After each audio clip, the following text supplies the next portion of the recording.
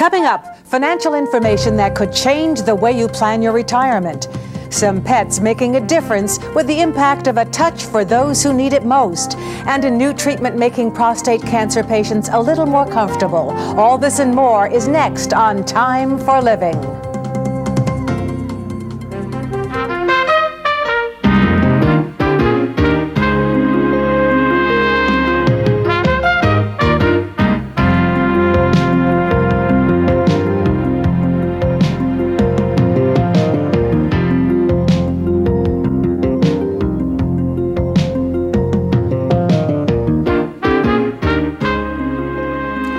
Welcome to Time for Living. I'm Janet Jagalian. Howard Nielsen, that is on assignment. Now, whether you're already in your retirement years or you're just planning for them, financial stability is a factor that will determine the quality of your retirement. We'll discuss the options to increase that stability. We'll also show you how some family pets are using licking and petting to bring joy and laughter to people who certainly need and appreciate it. And we'll take you on a trip to where East meets West, Hong Kong, on today's Traveling Around destination, and introduce you to a new procedure for treating prostate cancer. We begin with a look at new financial products known as medical savings accounts, or MSA.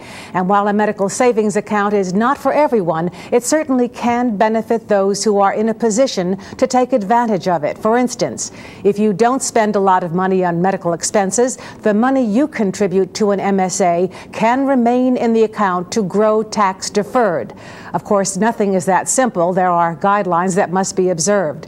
In this report, a look at what to consider regarding medical savings accounts. Savings accounts were not created to benefit all individuals. In fact, MSAs were created to help companies, small companies. Medical savings accounts were designed for small business owners and for sole proprietors and for employees of small businesses. And by small business, I mean companies with 50 or fewer employees. But the concept's so exciting and so powerful that Congress has already expanded it to include 390,000 recipients of Medicare. And if that's any indication, the only direction we can go is up.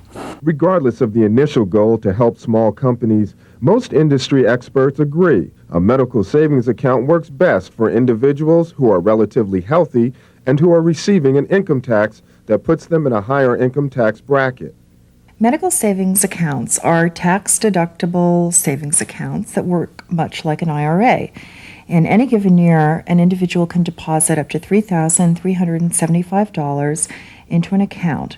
When the account is used with high-deductible health insurance, the savings account balance is drawn upon to pay any of the deductible expenses that may be incurred in a given year. Now, if the account holder has a healthy year, then the balance rolls forward and can grow tax deferred, hence the comparison to an IRA. And if you're a healthy person, in essence, this product works like a tax shelter. In addition to your health and income status, you should also consider the flexibility factor associated with the medical savings account, even if you have an unhealthy year. Another benefit of medical savings accounts is they really have a lot of inherent flexibility. If you're a relatively healthy person, the money just rolls over and grows tax deferred, and you direct it into an instrument depending on your tolerance for risk.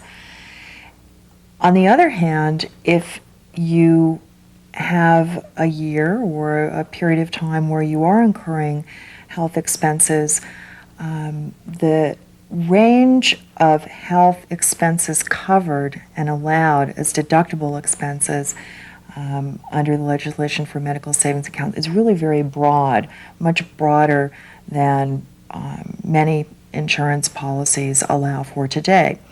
Things like chiropractic care, eyeglasses, acupuncture are all allowed and are fully deductible in the current legislation. While medical savings accounts can help you keep more of your money and protect you against high out-of-pocket medical expenses, there are some more things to consider before you sign on the dotted line. There really are very few downsides to this account. The greatest risk is probably that of underfunding the account. Because the medical savings account works in combination with high-deductible insurance policies.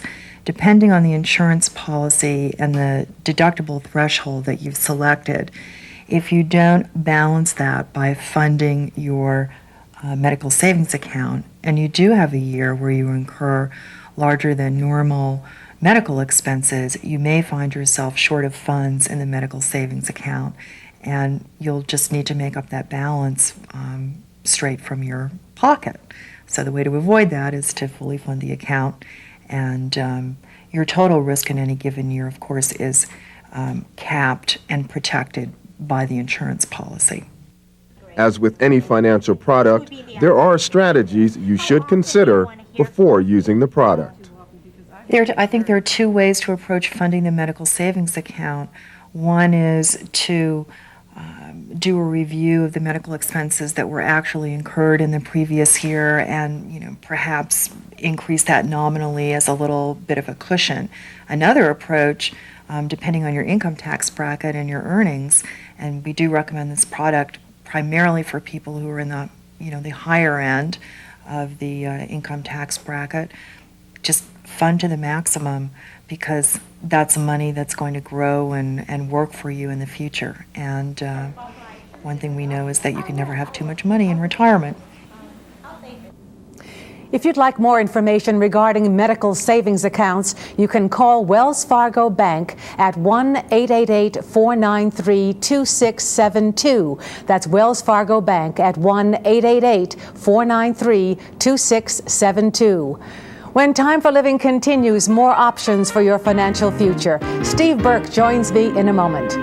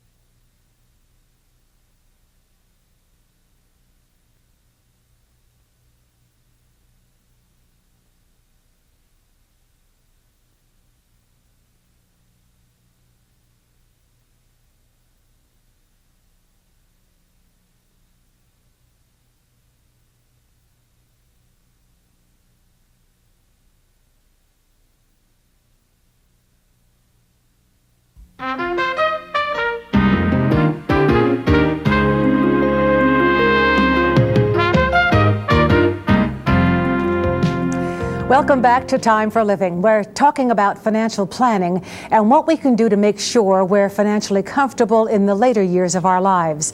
Now, many financial planners agree that it's never too late to start or even change a strategy that will help you reach the goals you've set for yourself.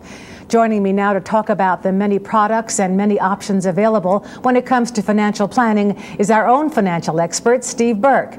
Many of you know Steve from our Health, Finance, and More segment, where he provides you with information regarding financial products and strategies. What you may not know is he's also the owner of a financial planning company called Coordinated Financial Planning.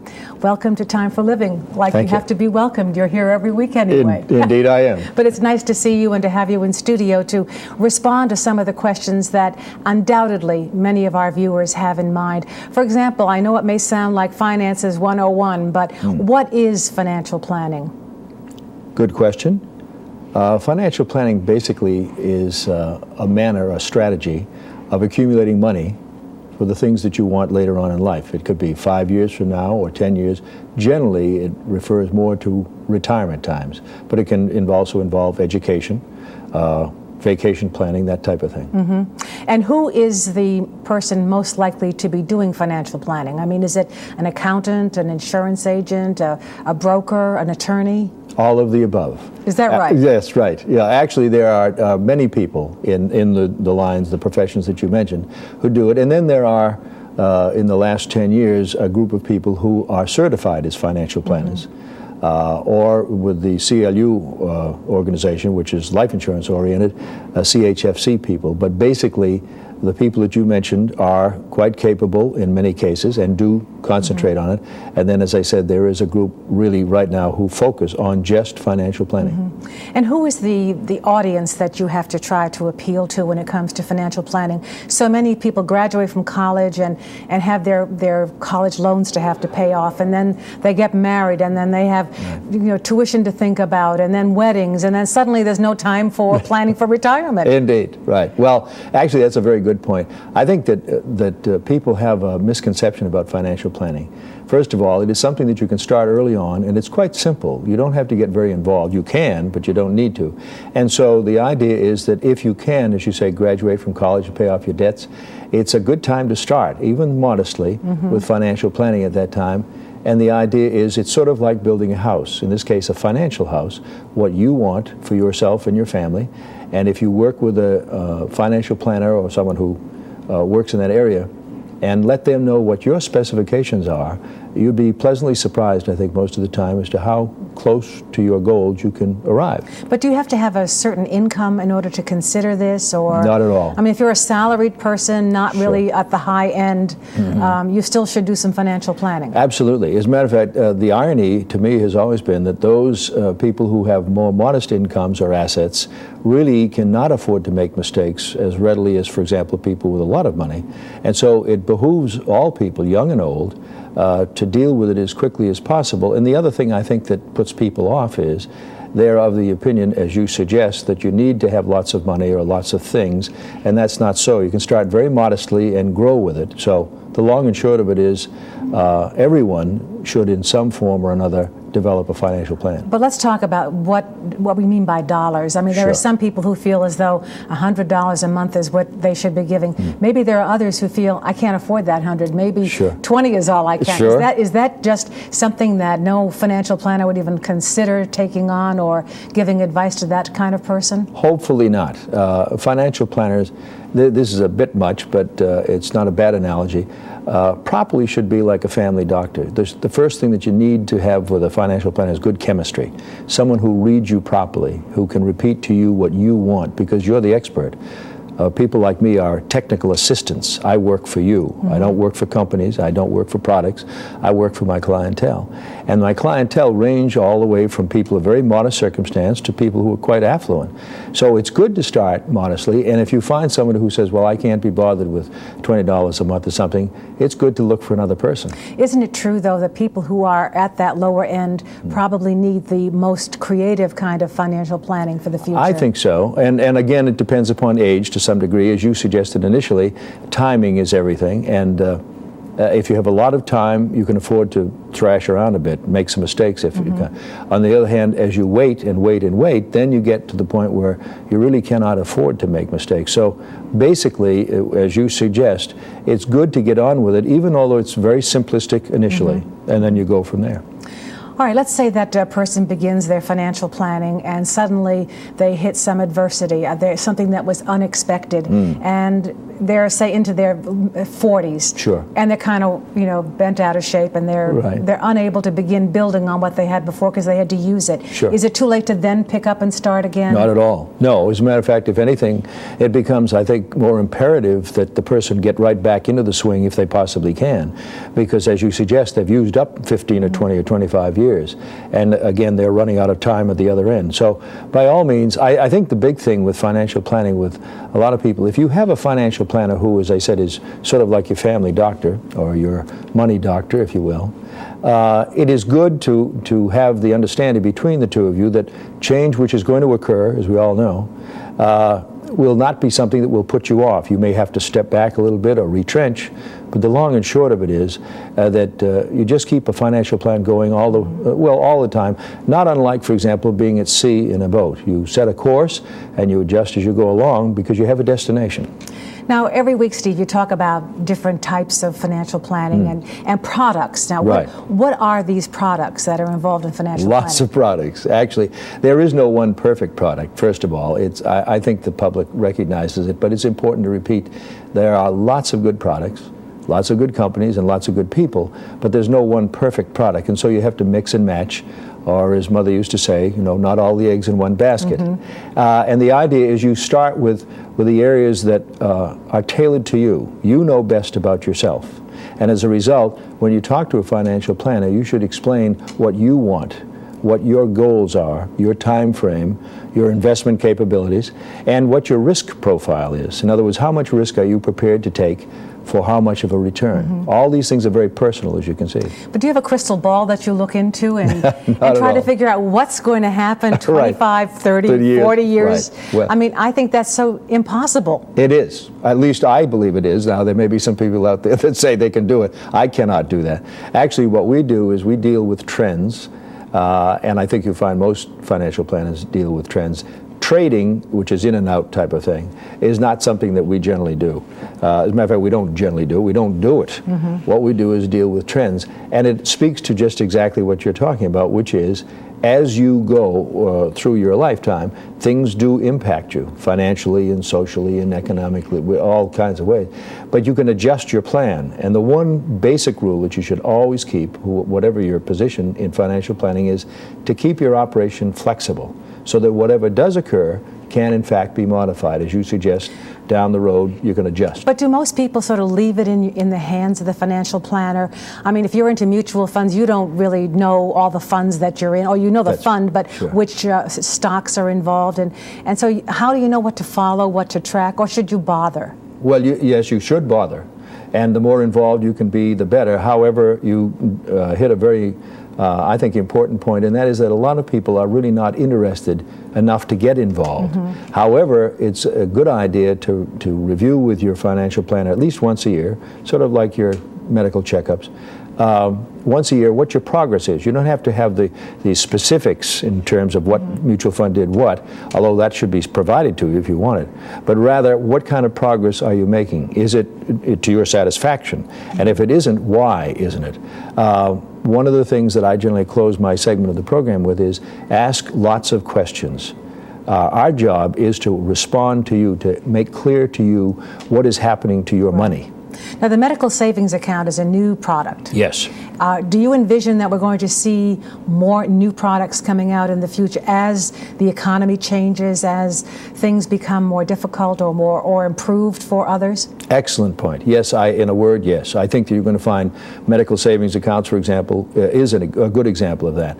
Products of all kind are going to respond to what the people want, because in the final analysis, it's what you want that's important, and what you should be able to get within the letter of the law, of course. So there will be many types of products, and that's, again, one of the things that a financial planner should do for you in terms of alerting you to new changes in the tax law, new products, situations which they feel may impact you either positively or negatively. And one last thing about financial planners, if I may, and that is, respectfully to your audience, I suggest that they must recognize that a good financial planner is going to tell them the bad news as well as the good news.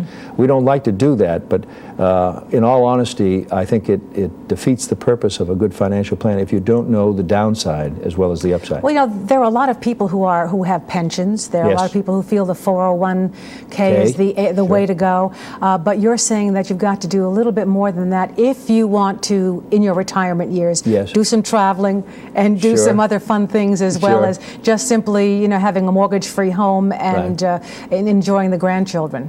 That's right. Well, exactly. And I think that if I can make it clear, again, coming back, using you, if you don't mind, as an example. Go right ahead. Okay. If you can tell me as precisely as you possibly can what you want, when you want it, how much risk you're prepared to take, and how much money you're prepared to put into it, I can tailor a plan for you. And when I say I think all good financial planners, of which hopefully I'm one, can do for you. So the real key is you. The person who knows you best is you. It'd be, to me, presumptuous of me to say, well, this is something, Janet, that you should have. Rather, I would like to know, what do you want? And then let's see if I can arrange it for you. And is it ever too late to begin? Never. It's just a little more difficult the later you Precisely, start. yeah. Your time frame starts to close in on you, but you're right. And the other question, what is the cost of this kind of service? And does it differ depending upon who's providing the service? Yes. There are three basic cost situations. One is a fee-only type of a situation where the financial planner charges you so much an hour, for example, like an accountant or an attorney. There are others who work on a commission-only basis, which is if they sell you something or provide a product for you, then they get a commission. And then there are people like me who do either or, not both, either or, because I don't think you should be paid twice for the same job. So in a case like that, some people, for example, would rather just say, look, I want to pay you for your services so much an hour, and then I'll go to somebody else and do my business. On the other hand, if we have clients, which we do, who have bought things from us, then my feeling is if there's a commission connected, we should apply that to what our fee is. Well, I think we've learned a lot, a great deal about financial planning. We thank you, and now we'll be able to better understand what it is you're presenting to us on a week-to-week basis. I certainly hope so. Thank you very much, Steve. Right. When Time for Living continues, a second effort salute to some people who are using their pets to put some pretty bright smiles on the faces of some very appreciative individuals. So stay with us.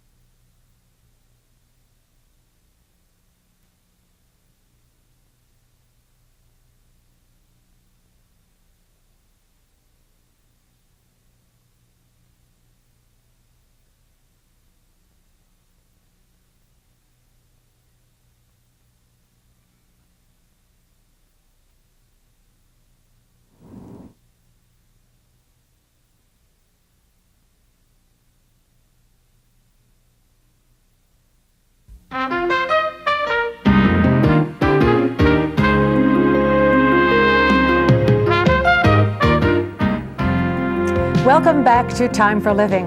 If you're the proud owner of a friendly pet that's looking for more loving, you might want to consider doing some unique volunteer work. Now take a look at what one program is called Pets on Wheels. It's doing a lot to brighten the often dull days of some nursing home residents.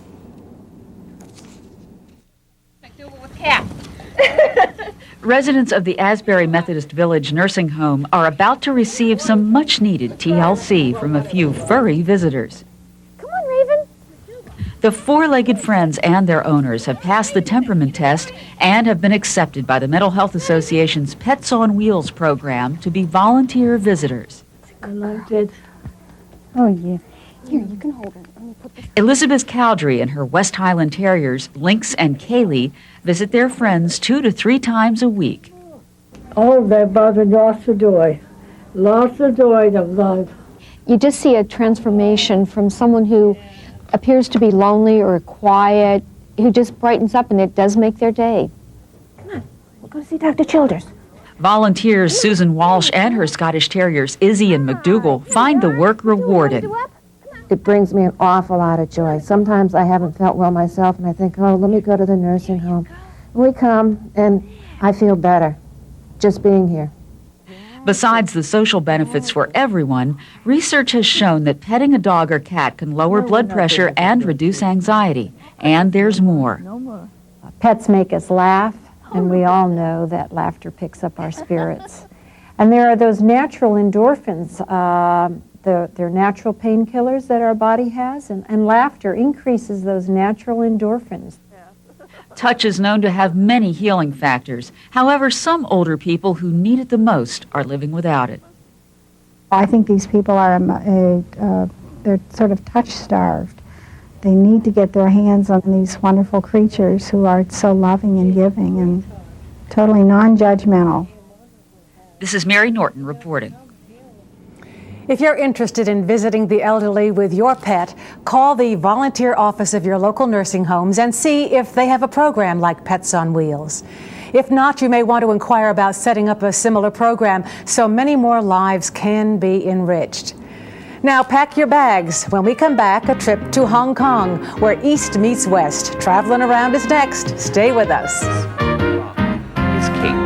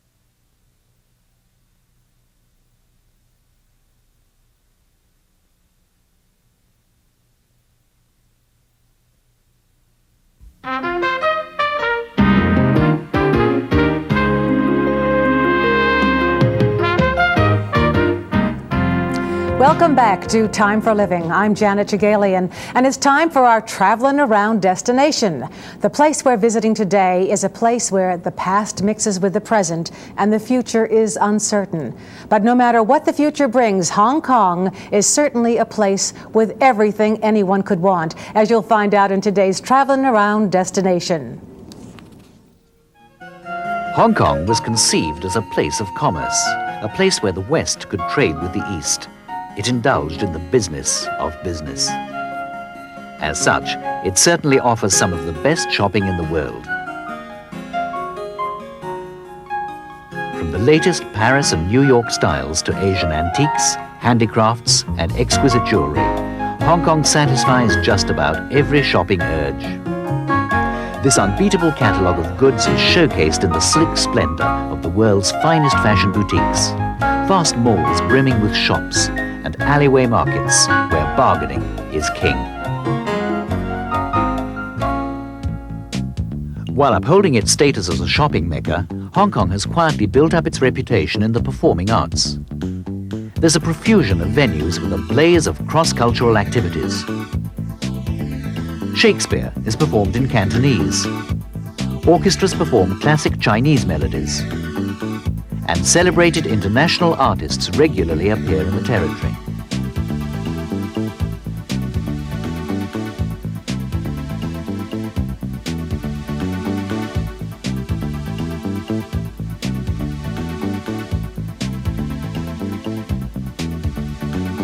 Hong Kong's appreciation of the performing arts is matched by an ardent pursuit of culinary delights. The territory has a passion for food like no other place. Hong Kong people eat almost anything, all of which is prepared in a myriad ways. This explains the record number of restaurants scattered throughout the territory. More than 30,000.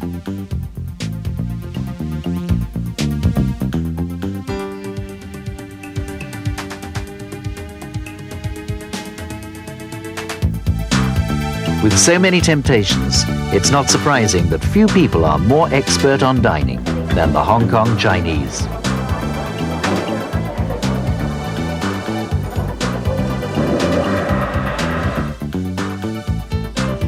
Yet this is just the tip of Hong Kong's vibrant nightlife.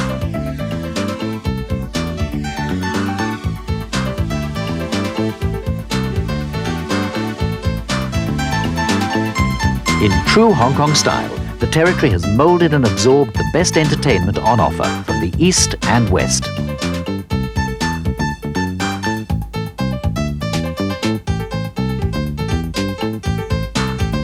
There's nothing like popcorn in a movie.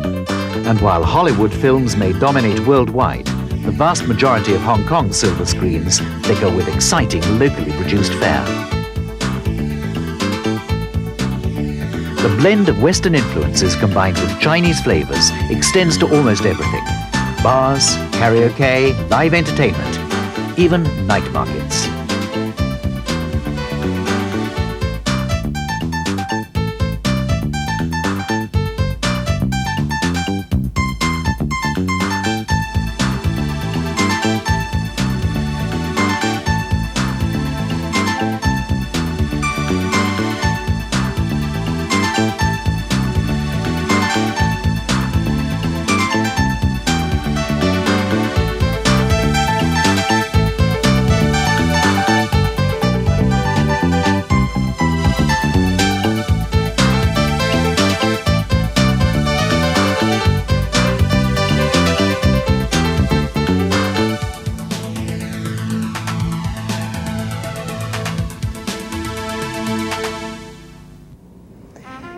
Certainly is a beautiful place, and the world will watch and see how China's leadership and ideology will affect Hong Kong's past, present, and yes, its future. When Time for Living continues, Steve Burke focuses on mutual funds and what to consider when investing, so stay with us.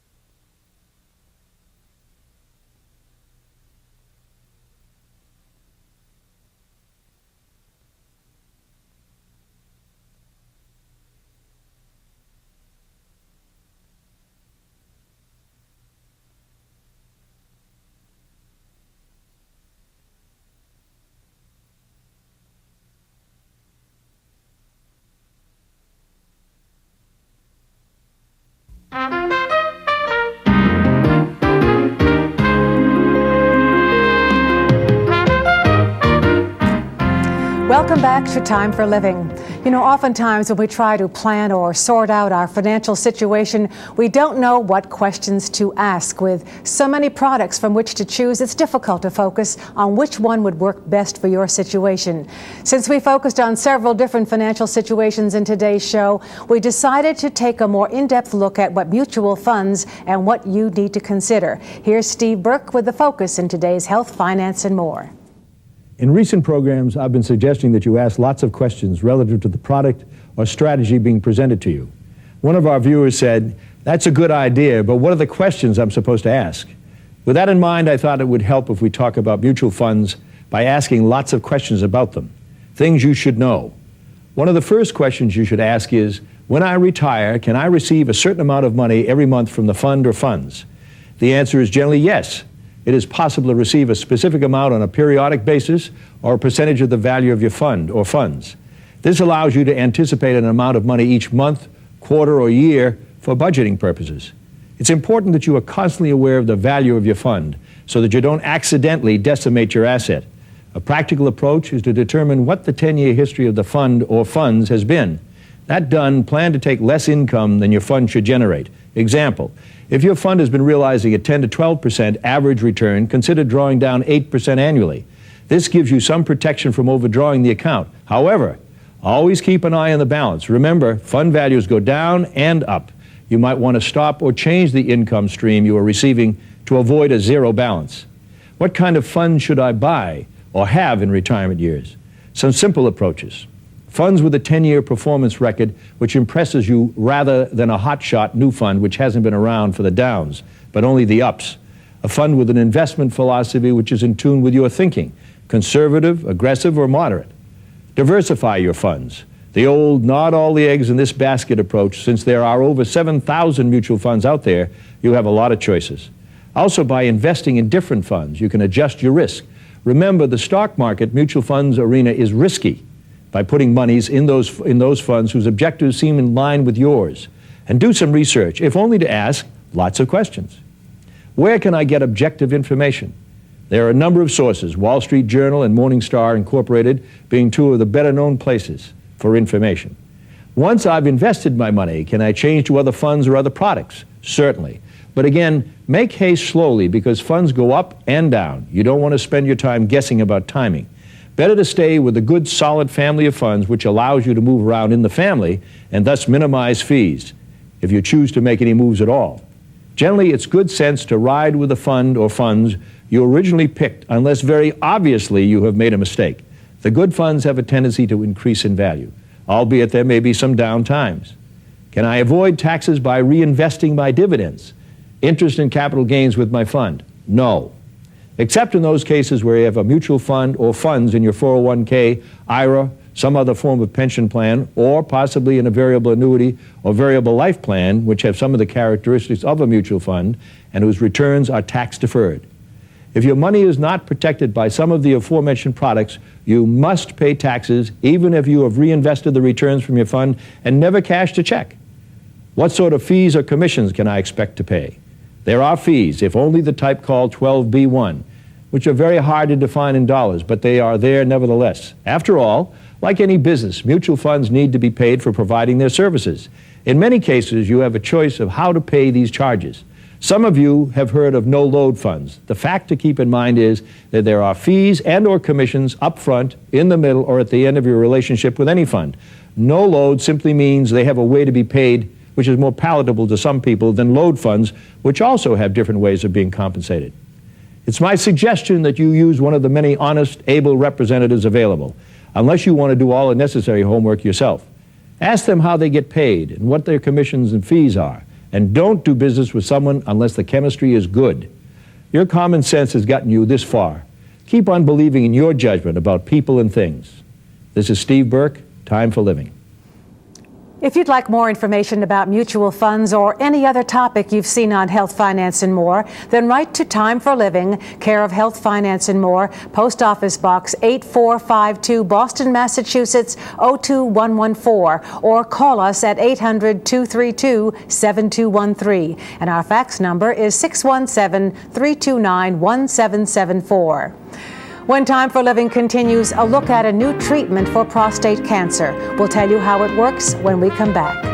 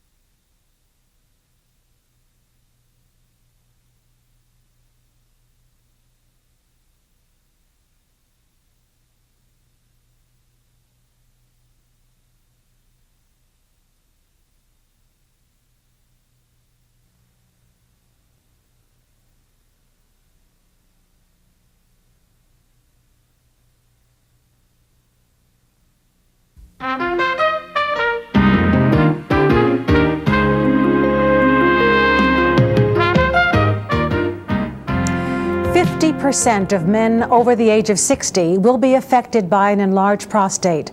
Symptoms may include frequent urination, especially at night, and hesitation or difficulty urinating. But don't worry, there may be relief in sight. In today's News Break, Mary Norton tells us about a new procedure to help alleviate these symptoms.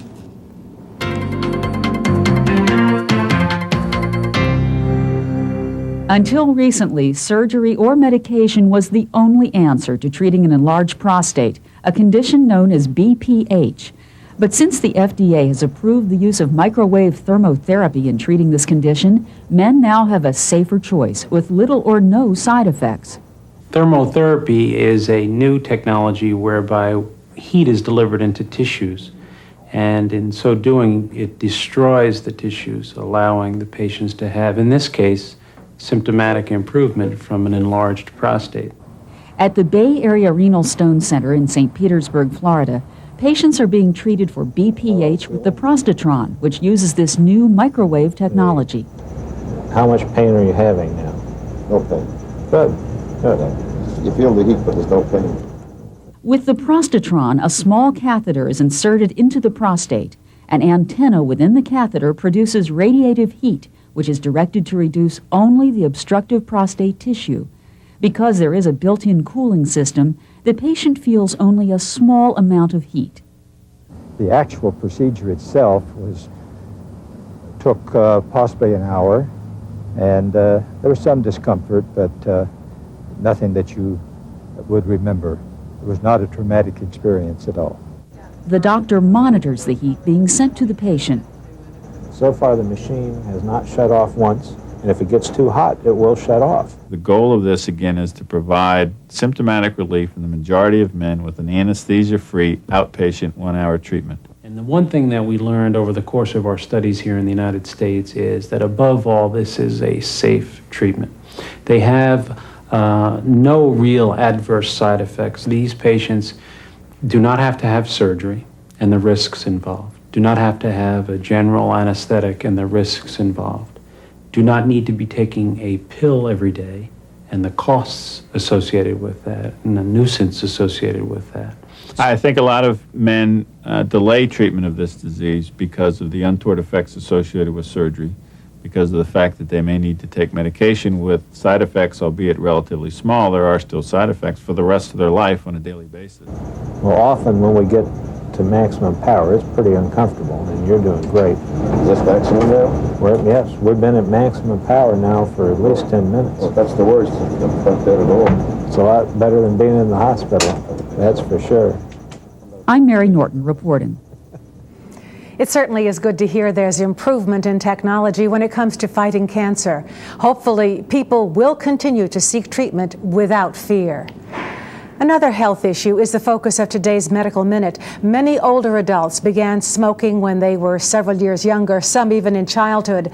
And now that they've reached their 70s or beyond and hear all the hoopla about keeping children from starting to smoke, they may think that stopping themselves is irrelevant in their lives, feeling they've already beaten the odds. Well, not necessarily. Data from the early 1990s estimates that 17% of men and 13% of women over the age of 65 continue to smoke. So what's the point of stopping now? Dr. Alan Abrams tells you in today's Medical Minute. As far back as 1976, it was known that smoking cigarettes increased the risk of dying by 50% in people over the age of 70.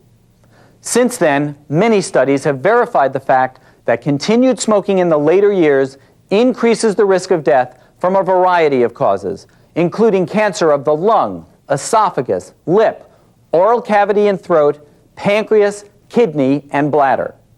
It also increases the likelihood of dying from emphysema, heart attack, and stroke. But what's in it for older people who might be interested in smoking cessation after a lifetime of smoking? First, lung function can be improved, or the rate of decline slowed for people with or without established emphysema upon the cessation of smoking. Second, there is a common experience of decrease in symptoms, improvements in shortness of breath, coughing, wheezing, and phlegm production when people over 65 decide to quit. Third, former smokers within a few years of quitting experience lower rates of pneumonia and flu-related events, including hospitalizations and deaths. Fourth, smoking cessation decreases the rate of the development of osteoporosis, which leads to hip fracture and disability. Fifth, when you stop smoking, you decrease your chance of developing cancer, all of the types mentioned before. Sixth, your enjoyment of food improves as your taste buds recover. Seventh, smoking cessation markedly reduces your chance of a heart attack or stroke. This benefit begins within the first year you quit. While continued smoking is associated with an increased risk of loss of mobility and poorer physical functioning, former smokers are found to have higher qualities of life than those that continue in their later years. What's in it for you is a longer, healthier, more energetic life. Ask your doctor what programs are available to help you stop now, no matter how long you have been smoking and no matter what age you are. I wonder if you knew how much good it can do to stop even in your later years. This is Dr. Alan Abrams with your Medical Minute. We'll be back with more Time for Living after these messages, so stay with us.